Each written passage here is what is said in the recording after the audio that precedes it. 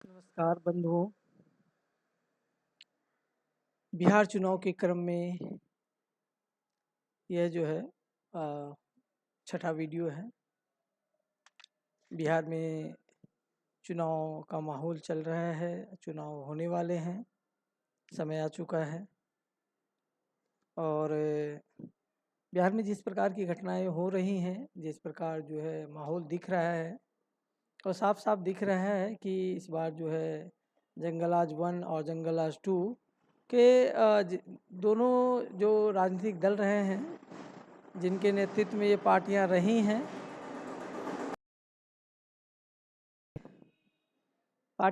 हैं, जिनके नेतृत्व में जंगलराज 2 और जंगलराज 1 चला। जंगलराज 3 की बात मैं करूंगा आज थोड़ा। क्या जंगलराज 3 जो है वो सामने दिख रहा है? क्या आने वाला समय जंगलराज का होगा? बिहार के लोगों को फिर वही दकियानूसी, वही पुरानी परंपराओं के साथ चलना पड़ेगा। वही जातिवाद, वही क्षेत्रवाद, वही धर्म के नाम पर आपस में लड़ना, क्या यही चलेगा? अगर इस तरह की चीज़ों को कोई बढ़ावा दे रहा है, खासकर जातिवाद को, बिहार के संदर्भ में जातिवाद बहुत भयानक वहाँ पे इसका संघर्ष रहा है, इसका इतिहास संघर्षशील रहा है और इसकी बहुत सारी बुराइयां भी हैं जातिवाद की। और साथ ही अभी जो है धर्म के नाम पर जिस प्रकार की घटनाएं हुई हैं, खासकर मैं अपने कटिहार ज़िले की बात करूँगा।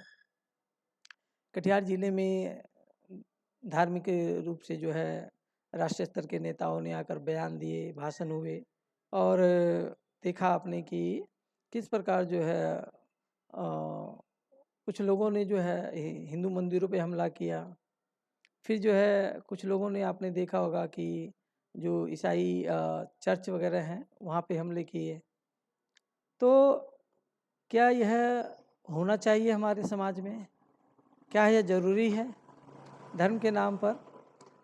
जहाँ तक मैं जानता हूँ कि हमारे बिहार में इस तरह की घटनाएं नहीं हुई हैं कभी, और ख़ासकर हमारे कटिहार ज़िले में इस तरह का पहला माहौल नहीं रहा है। केंद्र सरकार और राज्य सरकार का जो खाका है, जो सूचनाएं हैं, उस हिसाब से ये पता चलता है कि बिहार में बहुत सारे बांग्लादेशी रहते हैं, घुसपैठी हैं, बाहर से आए हैं। लेकिन वो कैसे आए, वो उनको कागज़ कैसे बना, उनका जो आधार कार्ड कैसे बना, यहाँ कैसे ज़मीन खरीदी, कैसे यहाँ बस गए, कैसे अपना घर बार बना लिया, खेती खलिहान शादी विवाह सब चीज़ किया यहाँ पे, ये कैसे हुआ? यह केंद्र सरकार का विषय है, केंद्र का विषय है, उनको इसकी निगरानी करनी चाहिए थी। खैर 15 सालों से तो जान ही रहे हैं हम कि जो है 15 क्या 2014 के बाद जो है दूसरी सरकार है, भाजपा सरकार ही है केंद्र में। उन्होंने कितनी निगरानी की, कितने लोगों को बाहर किया, नहीं किया, तो ये उनका काम है, ये गृह मंत्री देखेंगे इस चीज़ों को। लेकिन इसमें बिहार के लोगों का क्या दोष है? बिहार के लोग आपस में क्यों लड़ें? अगर कोई विदेशी आ गया है तो ये केंद्र सरकार का काम, उनको पकड़े या उनको बाहर करे, ये गृह मंत्रालय का काम है। हमने तो नहीं लाया, हम तो नहीं ला रहे हैं, तो फिर इसमें हमारा क्या दोष है? अगर कोई आता भी है तो राजनीतिक दृष्टि से आता है, राजनीतिक लोग उसको संरक्षण देते हैं, पनाह देते हैं। क्योंकि बिहार की सीमा और ख़ासकर हमारे कोसी सीमांचल की सीमा जो है, एक तरफ नेपाल है, बगल में जो है भूटान है, उसके इधर जो है बांग्लादेश है। तो इन देशों से जो है हमारी बिहार की सीमा लगती है। नेपाल के रास्ते चाइना का भी रास्ता बनता है। खैर जो भी है, तो ये नहीं, केंद्र सरकार का विषय केंद्र सरकार देखे। मैं जंगलराज 3 की बात कर रहा था। जंगलराज 3 का क्या हो सकता है? हम सभी जानते हैं बिहार में पलायन हुआ है, लोग मजदूरी करने के लिए बाहर जाने को मजबूर होते हैं। वहाँ पे भी ऐसी कोई व्यवस्था नहीं, अपराध वहाँ भी सिर आके बैठा हुआ है, जिधर जाएंगे उधर ही अपराधी नज़र आएंगे। बहुत सारे लोग तो ऐसे हैं कि चुनाव प्रचार में भी हथियार लेकर घूमते हैं। पता नहीं चुनाव आयोग क्या कर रहा है, क्या निगरानी करता है, ये तो कहने का नहीं है। ठीक है, थोड़ी सी बात मैं आज करूँगा परिवहन विभाग की, दिल्ली के परिवहन विभाग की और बिहार के परिवहन। दिल्ली के परिवहन विभाग में तो मैं भी बस से कभी आता जाता रहता हूँ, अक्सर ही बस से ही जाता हूँ। क्योंकि मैं जहाँ रहता हूँ वहाँ से बस का ही रास्ता है, मेट्रो यहाँ से थोड़ी दूर पर है। तो दिल्ली परिवहन की ये दुर्दशा है कि जिस जगह जाने के लिए एक बस का रास्ता है, एक बस से ही जा सकते हैं, उस बस को क्या करते हैं ये लोग, आधा आधा कर रखे हैं। यानी एक यात्रा करनी हो लेकिन 2 बसों में आप करेंगे। विशेषकर जैसे कि मुझे करोल बाग जाना होता है कभी-कभी, या दिल्ली यूनिवर्सिटी जाना होता है, तो खैर दिल्ली यूनिवर्सिटी के लिए मायापुर से 108 बस मिलती है, लेकिन बहुत कम मिलती है, अब लगभग नगण्य है। दिन में 2-4 आती हैं, नहीं तो नहीं आती हैं, और उधर से भी नहीं मिलती हैं। और जहाँ मैं हूँ वहाँ से जो है 2 बसों से ही सफ़र कर सकते हैं। लेकिन जिस समय ऑफिस का टाइम होता है, जैसे 7:30 या 7 बजे से लेकर के जो है 10-11 बजे तक के बीच का कालखंड, इसमें बहुत ज़्यादा रश होता है, बहुत भीड़ होती है। तो इस समय बसों की संख्या जो होती है कम कर दी गई है।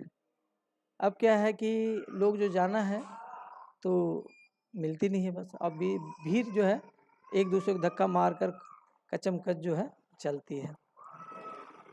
ये बिहार की है ये बस, बिहार की नहीं, दिल्ली की बात कर रहा हूँ। दिल्ली देश की राजधानी है, अंतर्राष्ट्रीय स्तर पर यहाँ लोग जानते हैं। बहुत सारे विदेशी भी बसों में यात्रा करने का प्रयास करते हैं, कुछ लोग करते हैं, कुछ लोग नहीं कर पाते हैं। तो दिल्ली की जो सरकार है, पिछली सरकार की तो जो भी रही है, हालांकि उस समय भी ये सब घटनाएं होती थी, आज भी वही है।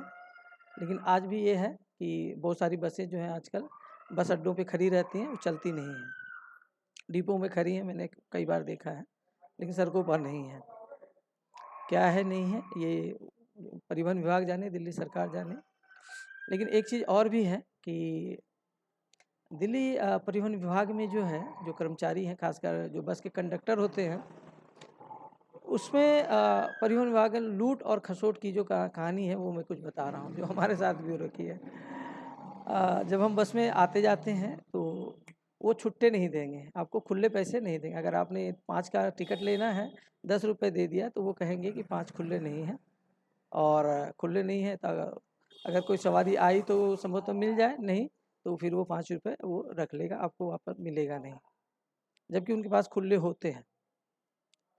मैंने अक्सर देखा है, रात में भी ऐसा ही करते हैं, दिन में भी वैसा ही करते हैं। कल जो है हाँ कल ही मैं जा रहा था करोलबाग, मेरे पास खुले नहीं थे, 100 का नोट था, 10 रुपये की टिकट थी, कुछ दूरी तक जाने का था। तो कंडक्टर ने कहा कि खुले नहीं हैं। अब मैं बस में चढ़ चुका हूँ, आगे चेकिंग होती है, तो मैंने कहा कि टिकट दे दिया जाए, तो उसने कहा खुले नहीं है, टिकट नहीं हो पाएगा। तो मैं बैठ गया, लेकिन संयोग से मेरे पास 5 के खुले थे, तो मैंने 5 का टिकट लिया और मैं पूरी उतर गया, वहाँ से फिर दूसरी बस में। उस बस वाले के पास बस में लगभग जो है आधी भरी हुई थी, तो बहुत सारे लोग चढ़े थे, तो टिकट तो लिए ही होंगे, महिलाओं को अगर छोड़ दें, फिर भी जो है पुरुष कम से कम जो है 20 तो 25 ज़रूर थे। तो उन सब ने लगभग टिकट लिया, आगे भी लोग टिकट ले ही रहे थे, लेकिन उसने जानबूझकर जो है ऐसा नहीं किया कि टिकट ही नहीं दिया। लास्ट में मुझे 5 रुपये थे, तो मैंने 5 का टिकट लिया और मैं मायापुरी उतरा। मेरे मन में ये था कि अगर चेकर ये पूछेगा कि टिकट, तो मैं बोलूँगा टिकट मुझे नहीं मिला है, मैंने लिया नहीं।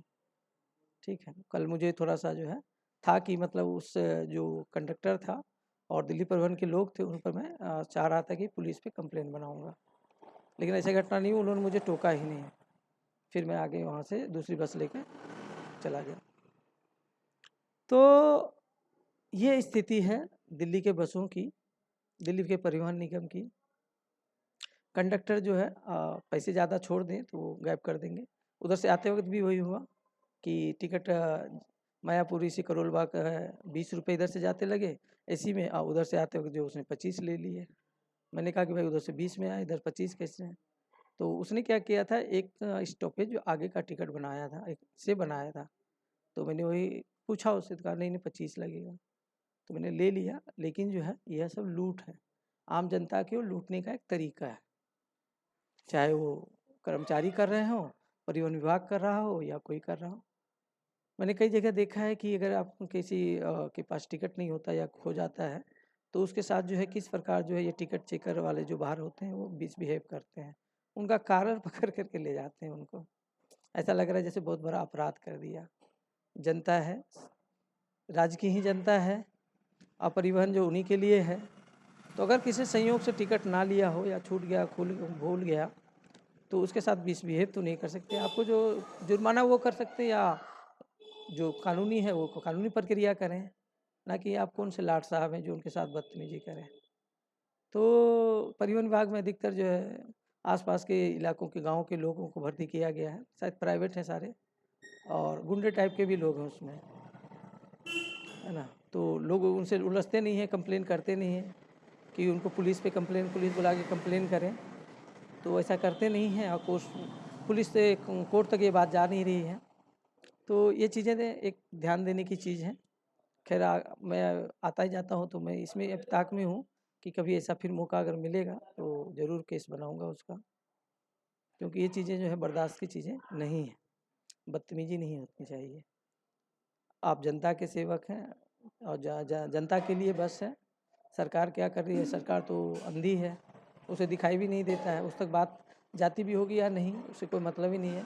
जनता गाय भैंस की तरह जो है बसों में लद कर जाएगी, सरकार को कोई मतलब नहीं। आपसे क्या लेना, उनको वोट लेना था, वोट लिया, नेता बन गए हैं, सरकार बन गई है, आप जिए या मरे आपसे कोई नहीं। प्रदूषण का स्तर क्या है, पूरी दुनिया में सबसे ज़्यादा प्रदूषित अभी दिल्ली है, लाहौर भी पीछे छूट गया है, दिल्ली भी सबसे ज़्यादा प्रदूषित है, खतरनाक हो रखी है। इस तरह की चीज़ें ध्यान देने योग्य हैं। अब मैं बिहार की बातें करता हूँ। बिहार में अक्सर बसों में देखा है कि जो बिहार सरकार की बसें हैं उसमें जो क्या होता है कि पैसे ले ली जाती है, टिकट नहीं दिया जाता है। पैसे ले जाते हैं, टिकट नहीं दिए जाते हैं। अगर आप कहीं रास्ते में चढ़ें, किसी बस स्टॉप पे चढ़ें, तो वो टिकट नहीं देंगे, पैसे आपसे ले लेंगे। हाँ, जो डिपो से चढ़ते हैं उनको टिकट कुछ लोग देते हैं, और बाकी जो बाहर चढ़ते हैं रास्ते में चढ़ते हैं तो उनको टिकट नहीं देते, पैसे ले लिया जाता है। और इससे क्या होता है, परिवहन विभाग को तो घाटा भी, वो घाट लगता है कि वहाँ सवारी ही नहीं मिलती है, जबकि भीड़ इतनी होती है बसों में कि आप खड़े रहने की जगह नहीं होती है। तो ये स्थितियाँ हैं बिहार और दिल्ली की, दोनों की बात मैंने की, दोनों में सफ़र किया है। अब यूपी की भी बात कर ही देता हूँ। इस तरह की बातें यूपी में भी हैं। लुम्बिनी में गया था, लुम्बिनी से सनहोली और गोरखपुर के बीच बस से आना जाना होता है। वहाँ क्या किया जाता है कि आपने अगर 500 का नोट दिया और 100-150 का टिकट है तो वो आपको देंगे, कहेंगे छोटे अभी नहीं, पूरे नहीं है, बाद में ले लेना। और आपको याद रहा तो आप ले लेंगे, नहीं याद रहा तो वो पैसे गए। ठीक है, कभी कभी वो टिकट के पीछे लिख देते हैं, कभी नहीं भी लिखते हैं। तो इस बार भी वही हुआ। पिछली बार मैं जब गया था 5-6 साल पहले 2019 में, तो उसमें भी होगा, तो उस बार उसने जो है पैसे दिए ही नहीं, और पूरी बस यात्रा मैं कर गया, मैं उतर भी गया। बाद में पता चला, ध्यान में आया कि नहीं, मैंने कंप्लेन भी की थी लेकिन उसका पैसा मुझे मिला नहीं। और इस बार भी वही हुआ, लेकिन इस बार क्या हुआ कि मैंने पैसे उससे पहले जो है जीत करके ले लिए कि नहीं, पैसे हैं तो आप वापस करो मेरा। ठीक है, तो ये तीनों जगह जो है, तीनों सरकारी जो व्यवस्था है लुटेरों के हाथों में है। अब उसका मंत्री कौन है, मंत्रालय कौन देखता है, ये सब मैं नहीं जाऊँगा, लेकिन जिसके जो भी है निगरानी करता है, वो निगरानी करता ही नहीं है। क्योंकि भ्रष्ट व्यवस्था, भ्रष्ट प्रशासन, भ्रष्ट सरकार जब होती है तो ये सब चीज़ें होती ही हैं। मैंने तीनों राज्यों की बातें की। ठीक है, बाकी अभी जो है महिलाओं की, लड़कियों की, बच्चों की जो अभी घटनाएं पता चली हैं कि दिल्ली हो, मध्य प्रदेश हो, उससे जो है हज़ारों बच्चियाँ, हज़ारों महिलाएं गायब हुई हैं, और पुलिस कोई भी काम, पुलिस उन तक नहीं पहुंच पाई, उनको ढूंढ नहीं पाई। सिर्फ साल भर की बात हूँ, सिर्फ साल भर में। ये हमारी जो है क्या बोलते हैं उसको, अमृतकाल है, सरकार का, देश का अमृतकाल चल रहा है, और हमारे लोग गायब हो रहे हैं, कहाँ जा रहे हैं कोई की इसका मतलब नहीं है। सरकार की कोई जिम्मेदारी इसमें बनती ही नहीं है कि वो ढूंढ के दे या पुलिस उसको ढूंढ लाए। हाँ, ये बात ज़रूर है कि किसी बड़े नेता से आप फ़ोन कराएं, किसी बड़ा नेता है तो उसके पीछे लग जाएंगे पुलिस वाले चमचे की तरह, लेकिन आपके साथ कुछ हो जाए तो वो फिर कोई मतलब नहीं रहता। इनको लगता है कि ऐसे ही हैं, ये लोग भी वैसे ही हैं। भ्रष्टाचार तो इनमें खून में, हमको लगता है ये जहाँ पैदा होते हैं वहाँ ही खून में, इनके खून में और पानी में, दोनों में भ्रष्टाचार है। खून ही में ही ये भ्रष्टाचार भरा पड़ा है। तो ये दूसरों की भलाई क्या करेंगे, क्या शपथ लेते होंगे पुलिस वाले, विभाग वाले क्या शपथ दिलाते हैं, कह नहीं सकता। सारे चोरों को ये प्रश्रय देते हैं, खासकर मोबाइल चोरों को। मेरे मोबाइल भी चोरी हो रखी है, 2 साल होने जा रहा है, दिल्ली पुलिस उसे अभी तक ढूंढ नहीं पाई है।